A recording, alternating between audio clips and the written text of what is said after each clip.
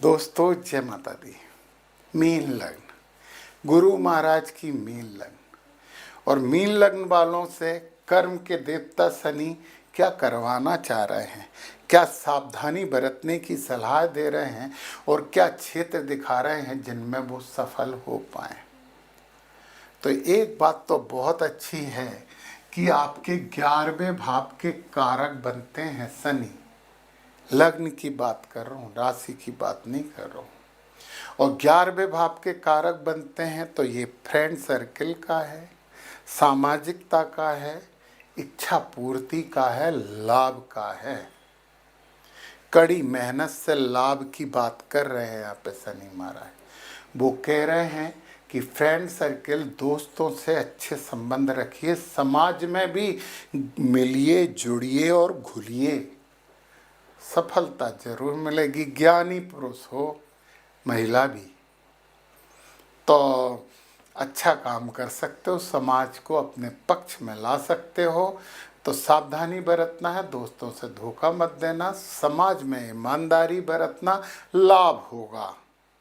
बस ये है कि थोड़ा देर से होगा, पर होगा तो जरूर। तो यहाँ पे वो कहावत मत करना कि देर ही अंधेर का कारण है, नहीं है। यहाँ पे शनि महाराज के लिए देर ही उजाले का कारण है। तो देर से सफलता मिलेगी। धैर्य आप में है, सहयोगी आप रहते हो लोगों के, सेंट्रल टेंडेंसी की बात कर रहा हूँ। और शनि आ गए आपके 12वें भाव की ओर। जब 12वां भाव आया, 6वां भाव आया, 8वां भाव आया, वहाँ पे टेंशन टेंशन टेंशन, बिल्कुल टेंशन का भाव नहीं है। मोक्ष, अध्यात्म, वैराग, सैया, सुख, हॉस्पिटल, जेल, इन सब का भाव है। हॉस्पिटल खुद के लिए नहीं जाना तो दूसरों के लिए चले जाओ। जब भी मौका मिले किसी के लिए हॉस्पिटल जाने का, छोड़ना मत। और मैं तो कह रहा हूँ कि महीने में एक बार हॉस्पिटल जाओ, मरीजों को कुछ फल मल या दवाएं दान कराओ तो बहुत अच्छा है। और कोई गरीब व्यक्ति हो, ज़रूरतमंद हो, तो उसका इलाज करवा लो, उसकी डॉक्टर की फीस दे दो, आपको अपने लिए हॉस्पिटल नहीं जाना पड़ेगा। ये पक्की बात है। कर्म के देवता हैं, कर्म से ही सुधरते हैं, बहुत जरूरी है। मैंने लाभ की बात बढ़ाने के लिए बोला हूँ। पीपल के पेड़ की पूजन शनिवार के दिन शाम को गोधूली बेला में, पूजन में भी दीपक लगाइए सरसों के तेल का, और उसमें तिल डाल दीजिए थोड़े से।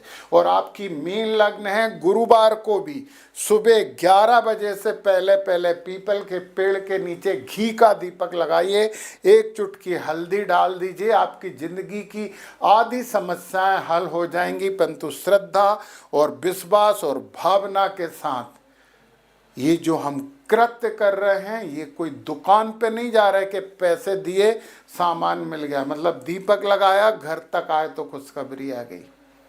जन्म जन्म मुनि यत्न कराई, थोड़ा सा टाइम लगेगा। और आपको क्या पता कि आप पे कृपा तुरंत से ही होनी शुरू होगी। कोई बुरी चीज, बुरी घटना घटने वाली है, वो नहीं घटी। तो एक प्रोटेक्टिंग लेयर काम करती है, ये मानना पड़ेगा आपको। तो मैंने दोनों की बात कर ली है। अध्यात्म से जुड़िए, धार्मिक स्थलों से जुड़िए, कभी कभी जाइए, बहुत लाभकारी रहेगा। ध्यान और योग तो करना चाहिए आपको। वैसे तो आप करते ही हो यार, क्या बोले, मीन लग्न वाले हो तो ये काम तो आप ब्लड में लेके जन्मे हो। केतु के नक्षत्र में यदि शनि महाराज बैठे हैं, आपकी कुंडली में शनि महाराज अश्विनी मघा या मूल नक्षत्र में बैठे हैं, प्रवचन भी कर सकते हो, कथा भी कर सकते हो, पूजन पाठ कर सकते हो, कर्म कांड कर सकते हो, ज्योतिष में भी आप आ सकते हो।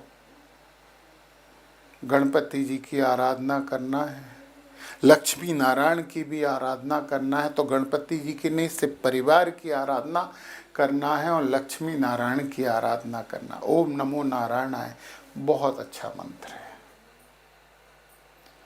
ओम नमो भगवते वासुदेवाय भी कह सकते हो। अरे केवल खड़े होके, बैठ के, आंख मीच के भगवान के दर्शन करके मन ही मन प्रणाम भी कर सकते हो, जो कि आप कर सकते हो तो कर लीजिए। घर की छत पे लाल रंग का, पीले रंग का, भगवा रंग का झंडा लगा लीजिए। यदि शुक्र के नक्षत्र में शनि महाराज हैं, गुरु भौतिकता से दूर है और शुक्र भौतिकता कारक है, अब मन को समझाना पड़ेगा।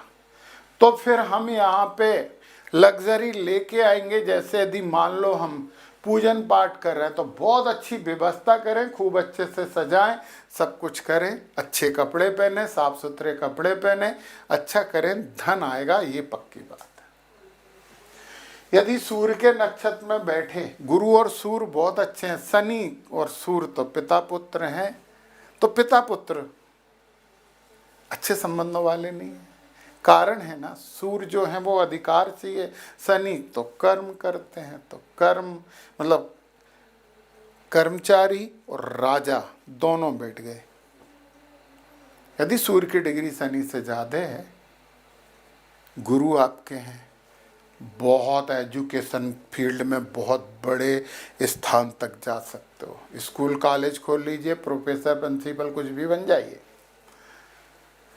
सूर्य को जल देना मत भूलना। यदि रोहिणी हस्त और श्रवण चंद्रमा के नक्षत्र में बैठ गए तो गुरु आपको संभालेंगे, परंतु इमोशनल थोड़े ज़्यादा हो गए, उसके लिए कुछ ध्यान योग जरूर करिए। शिव जी की आप आराधना कर ही रहे हो यार। मंगल के नक्षत्र में बैठे हैं तो बहुत अच्छा है। आप टेक्नोलॉजी से, रियल एस्टेट से, वाहन व्हीकल से रिलेटेड काम अच्छे कर सकते हो। किसी धार्मिक संस्था के हेड भी बन सकते हो। राहु के नक्षत्र में है तो यहाँ फिर थोड़ी सी दिक्कत है, परंतु राहु के साथ शनि मिलेंगे तो आर्टिफिशियल इंटेलिजेंस, एआई, भ्रम की चीज़ें, परंतु गुरु भ्रम में कमी करेंगे। तो मीन लग्न वालों के लिए शनि का राहु नक्षत्र में बैठना बुरा नहीं है, बहुत अच्छा भी नहीं है पर बुरा नहीं है, परंतु फिर भी एडवांस टेक्नोलॉजी में प्रवेश कर जाओ। गुरु के नक्षत्र में बैठ गए तो अब तो आप ध्यान, ज्ञान और उपदेश, और आप तो रास्ते चलते उपदेश दोगे हर किसी को। बचना इससे, थोड़ा सा अपना ज्ञान बढ़ाइए, फिर ये काम करिए, बहुत अच्छा होगा।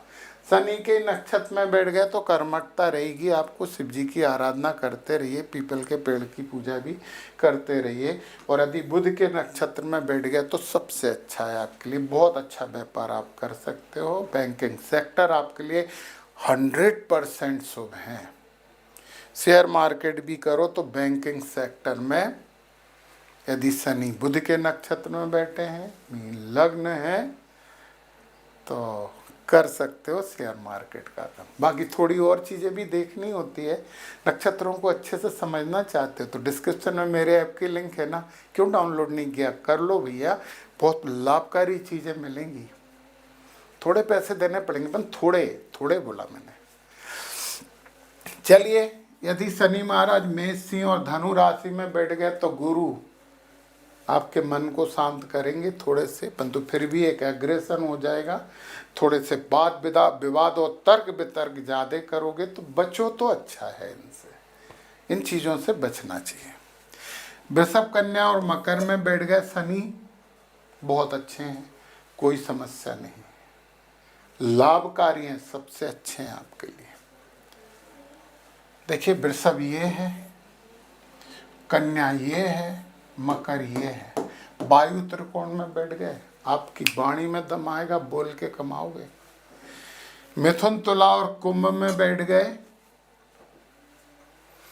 मिथुन, तुला और कुंभ, गूढ़ विद्याओं का काम करना चाहिए। गुरु का तो ज्ञान आप में है, वो काम करिए, विचारों को स्टेबल रखिए। और कर्क, वृश्चिक और मीन में बैठ गए, भाग्य, ये जो है वो जल तत्व है, ये जो राशि जल तत्व की है, परंतु ये भाव की यदि बात करें तो 5वां भाव अग्नि तत्व का होता है। थोड़ी सी दिक्कतें जरूर हैं, परंतु मीन राशि तो आपकी है ना, इमोशंस थोड़े ज़्यादा रहेंगे, दयालुता भी आप में रहेगी, तो कुछ धार्मिक कृत्य बढ़ा दीजिए। और कुछ लोग कहते हैं कि इन्हें पूजा नहीं करना चाहिए, इनका गिरफ्तार है तो उन्हें पूजा नहीं करना चाहिए। ये सनातन विरोधी बात है, ये वेदों से का कंट्राडिक्शन है, ये बिल्कुल गलत बात है, इस पे कभी विश्वास मत करना। हाँ, एक लिमिट से ज़्यादा पूजन पाठ मत करना, क्योंकि ईश्वर चाहता है कि उसके सामने बैठने की जगह आप जिस उद्देश्य से पैदा हुए वो काम करिए, लोगों की भलाई या कर्म क्षेत्र में जाइए, तो लिमिट में पूजन करिए। यदि आप नौकरी पैसा या व्यापारी हो, आधे घंटे के पूजन पाठ आपके लिए बहुत अच्छे होते हैं, इससे ज़्यादा नहीं। फिर यदि बुढ़े हो गए तो फिर 1-1.5 घंटे बैठ जाए करो, तो आधा घंटे की पूजन बहुत शुभ है। इससे ज़्यादा करने में फिर उन्हें लगता है ना कि अरे अपना काम नहीं कर रहा है, यहाँ बैठा है ये, तो थोड़ा सा देखना। और ये मैं रेगुलर की बात करूँ, बड़ी पूजन में तो ज़्यादा टाइम लगता ही है। अच्छा करिए, अच्छी लगन वाले लोग हो, ज्ञानी हो। जय माता दी।